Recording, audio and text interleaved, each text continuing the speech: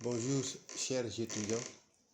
Après plusieurs semaines d'absence due à la pandémie du Covid-19, nous retrouvons aujourd'hui pour un nouveau système d'enseignement un peu contraire à ce que nous savions, c'est-à-dire les cours en présentiel qui s'appellent cours en ligne. Donc, pour les étudiants de classe de L2, deuxième année, nous allons poursuivre ce qu'on avait déjà entamé au premier semestre.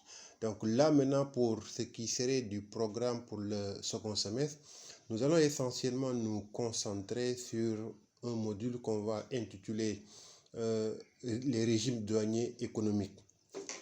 En parlant de régime douanier, nous allons d'abord commencer par définir c'est quoi un régime douanier. Le régime douanier est défini comme l'ensemble des situations légales ou situations juridiques dans lesquelles les marchandises sont placées à l'importation comme à l'exportation.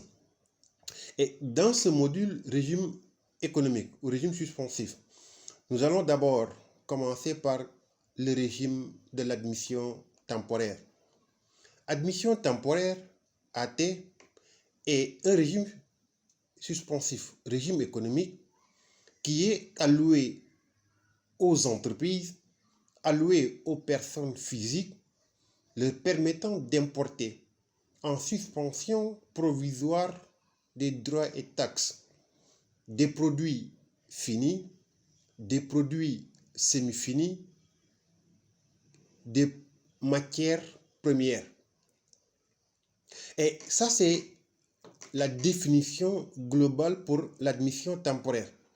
Cette admission temporaire maintenant est divisée en 3 sous-groupes. Nous avons d'abord l'admission temporaire pour le perfectionnement actif, ATPA.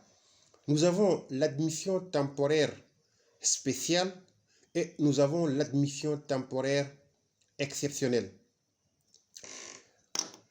Nous commençons par l'ATPA, l'admission temporaire pour le perfectionnement actif, qui a remplacé l'ATN, qu'on appelait admission temporaire normale. Donc ATPA, c'est la nouvelle appellation juste de l'ATN.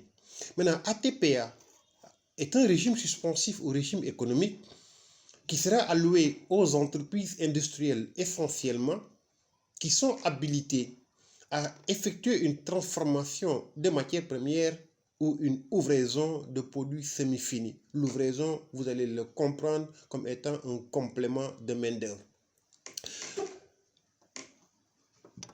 La TPA doit être allouée par le ministre de l'économie et des finances suite à un avis favorable du directeur général des douanes.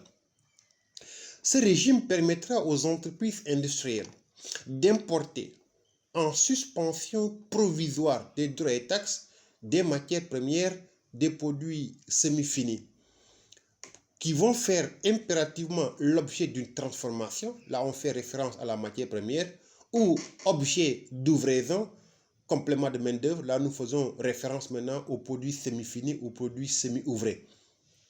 Maintenant, lorsque les matières premières ou les produits semi-finis sont déclarés pour l'entrée en ATPA, obligation nous serait faite de déterminer ou d'établir la déclaration en détail d'entrée en ATPA qui serait appelée communément acquis à caution, mais les droits et taxes vont être suspendus provisoirement à l'exclusion du COSEC au cas où la marchandise est transportée par voie maritime. Pendant le séjour en ATPA, la marchandise doit subir impérativement une transformation ou une ouvraison. Lors de la transformation ou ouvraison, un pourcentage de déchets de 10% est alloué par la douane à l'entreprise industrielle et ce taux de déchets de 10% alloué par la douane n'est pas passible de droits et n'est pas passible de taxes. Toutefois, s'il y a un dépassement de ce taux, l'entreprise industrielle devra payer les droits et les taxes et essentiellement sur la base de la valeur en douane de ce taux de dépassement. Ensuite, lorsque maintenant la transformation est effectuée, ou livraison mise en place, nous obtiendrons un produit fini. Ce produit fini, communément appelé produit compensateur, peut faire l'objet d'une mise à la consommation à sa suite de sortie de la TPA ou l'objet de réexportation.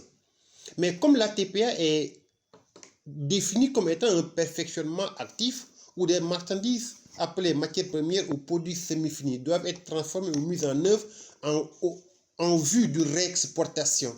Donc, juste après ATPA, lorsque les marchandises produits compensateurs sont déclarés pour la mise à la consommation, l'administration de la douane du Sénégal exige à ce que les 90% de ce produit soient versés à la réexportation. Une simple tolérance de 10% serait allouée par la douane à l'entreprise industrielle pour faire l'objet d'une mise à la consommation. Maintenant, en cas de mise à la consommation suite à TPA, la valeur en douane sera représentée par celle des matières premières primitivement importées. Et les droits et taxes applicables doivent être ceux en vigueur à la date d'entrée en ATPA majorée de l'intérêt de retard ou intérêt de crédit qu'on appelle IC avec un taux de 13,5%. Lorsque le produit fini ou produit compensateur est déclaré pour la mise à la consommation après ATPA, il faudra impérativement établir la déclaration en détail de réexportation, déterminer la valeur en douane pour la réexportation. Les droits et taxes sont suspendus. Donc MDT, montant des droits et taxes, on mettra néant. Maintenant, après transformation ou livraison, le produit fini ou produit compensateur qui est obtenu peut aussi être admis en entrepôt. Ce qu'on appelle maintenant mise à la consommation suite à TPA après entrepôt. Maintenant, on vous dit, lorsque le produit compensateur est placé pour la mise à la consommation suite à TPA après entrepôt, la tolérance de 10% qui était allouée au préalable pour la mise à la consommation va bénéficier d'une majoration de 5%. Cela signifie que quand le produit compensateur, juste à sa sortie d'ATPA, était placé pour la mise à la consommation, pour calculer la valeur en douane pour la mise à la consommation, on peut par exemple valeur des matières premières primitivement importées multipliée maintenant par le taux de 10%, c'est la tolérance. Mais quand on met le produit à la consommation, après que celui-ci a fini de séjourner d'abord en entrepôt de stockage, la tolérance de 10% qui a été allouée par la douane va bénéficier d'une majoration, augmentation de 5%. Donc on va se retrouver naturellement avec un taux de consommation de 15%. Donc, lorsque le produit fini est placé pour la mise à la consommation suite à TPA, mais après entrepôt, le taux de consommation n'est plus de 10%, mais serait de 15%. Et dans ce même siège toujours, pour déterminer MDT consommation, on ne va plus prendre la valeur en douane multipliée par les taux des droits et taxes qui étaient en vigueur à la date d'entrée, mais cette fois-ci, maintenant, on va calculer MDT consommation comme si on était en train de liquider des produits qui avaient fini de séjourner en entrepôt de stockage. Cela signifie qu'on prendra par exemple VD multiplié maintenant par taux des matières premières en vigueur à la date de la sortie. Toujours maintenant, est-il qu'il faudra ajouter toujours l'intérêt de retard ou l'intérêt de crédit avec son taux de 13,5%. Maintenant, lorsque le produit est déclaré pour la réexportation suite à TPA après entrepôt, là également, les 90% édictés par la législation douanière sénégalaise faisant l'objet d'une réexportation ne vont également connaître une diminution. Parce que si nous avons 100% produits finis et que les 15% sont destinés à la consommation, là, on ne peut plus avoir naturellement un taux de réexportation de 90%. Parce que 100%, si nous défalquons 15% consommation, il va nous rester un taux de 85%. Donc, on va d'abord commencer par déterminer la valeur en douane pour la réexportation et Pour calculer les valeurs en donne pour l'exportation, on va d'abord calculer la valeur des produits locaux qui étaient intégrés ou incorporés dans la fabrication des produits finis obtenus. Et à ce résultat, maintenant, on va multiplier maintenant par le pourcentage de 85% destiné à la réexportation. Et là, on va pouvoir maintenant déterminer la valeur en donne pour la réexportation. Toujours maintenant, MDT réexportation, on mettra en néant. Ça également, on l'a toujours précisé.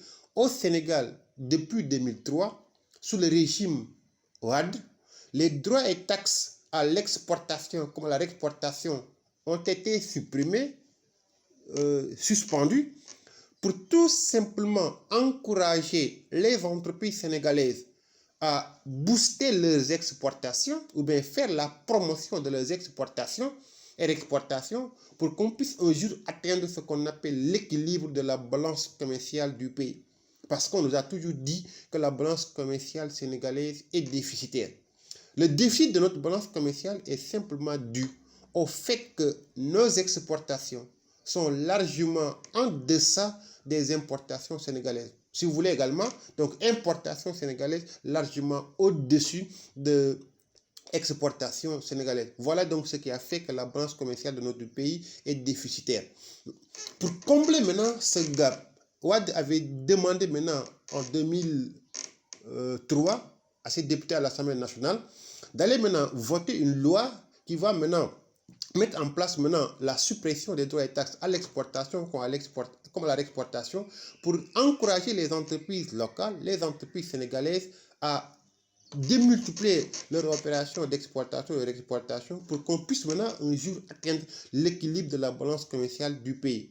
Quand il y a balance commerciale équilibrée, cela signifie naturellement que importation de ces pays et exportation sont égales. À défaut maintenant d'avoir une balance commerciale excédentaire, là maintenant certaines personnes disent que c'est un peu utopique pour notre pays parce que balance commerciale sénégalaise excédentaire signifierait que les exportations de notre pays devraient dépasser largement les importations.